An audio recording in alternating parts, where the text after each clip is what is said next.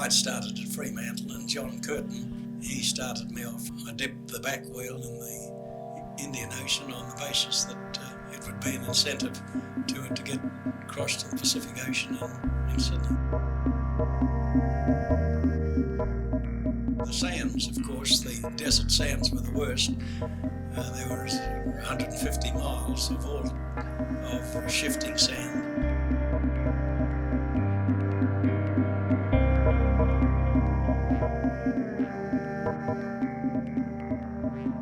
In one stretch in the Nanawara sands, there was 10 miles in which it was impossible to ride, so you just had to put the bike, as I did, on my shoulder, and followed by the car and the caravan. They watched me trudge through, because obviously you couldn't take a lift.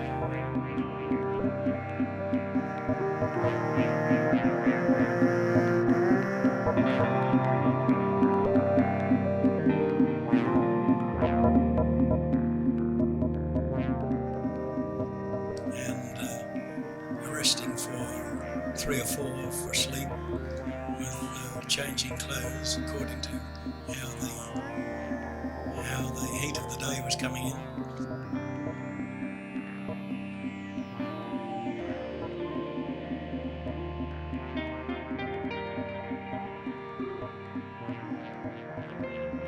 All kinds of nightlife one would see in the lights of the cars. It was a case of riding 18 hours a day.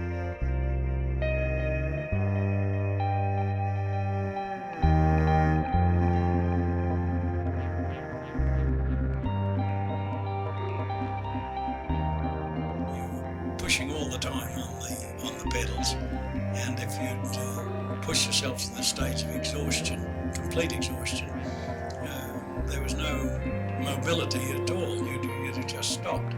But when you got onto the good roads, the bicycle would move along anyhow at some pace, not retarded by the clinging surfaces. It was a ride of endurance, there's no question about that. It took 13 days and 8 hours, and the desert road from Kalgoorlie through to Port Augusta was just in its primitive state, as it had been when Birtles rode across before the First War.